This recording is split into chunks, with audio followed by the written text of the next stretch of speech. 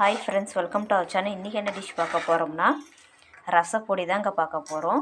இப்போ நான் 1/4 கப் துவரம்பருப்பு, 1 கை கருவேப்பிலை, அரை கப்பு தனியாக எடுத்திருக்கேன், 4 வரமிளகா எடுத்திருக்கேன். இப்போ கடாய் நல்லா ஹீட் ஆகிடுச்சிங்க. இப்போ நம்ம துவரம்பருப்பை ட்ரை ரோஸ்ட் பண்ணி எடுத்துடலாம்.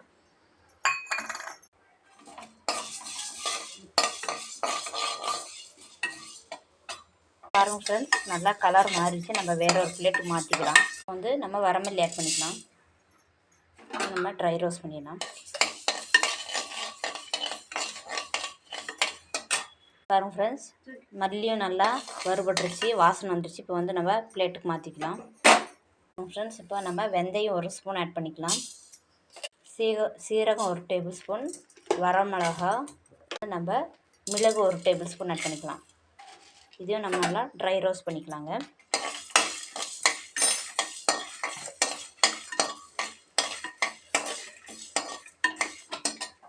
பாருங்கள் ஃப்ரெண்ட்ஸ், சீரகமும் வெந்தயமும் நல்லா வறுபட்டு வெடிக்க ஆரம்பிச்சிடுச்சு. இப்போ நம்ம இதை எடுத்துடலாம்.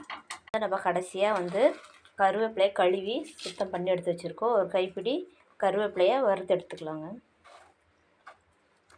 நல்லா ட்ரை ரோஸ்ட் ஆகணும்.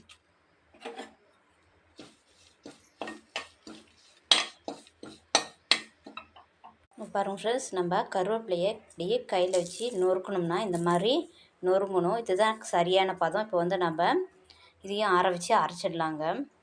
இப்போ பாருங்கள் ஃப்ரெண்ட்ஸ், நம்ம இதில் ஒரு 1/4 டீஸ்பூன் மஞ்சத்தூள் ஆட் பண்ணிக்கலாம். இதில் நம்ம கொஞ்சமாக உப்பு ஆட் பண்ணிக்கலாங்க. ஒரு சுற்று எடுத்துடலாம்.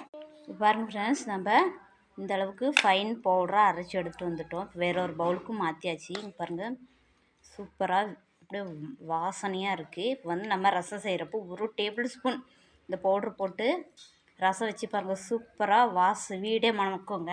நீங்களும் இந்த டிஷ் செஞ்சு பார்த்துட்டு எப்படி இருக்குன்னு கமெண்ட்ஸ் பண்ணுங்கள். இந்த வீடியோ பிடிச்சிருந்தால் லைக் பண்ணுங்கள், ஷேர் பண்ணுங்கள், சப்ஸ்கிரைப் பண்ணிக்கோங்க, பெல் ஐக்கானை கிளிக் பண்ணிக்கோங்க. டாட்டா, பாய்.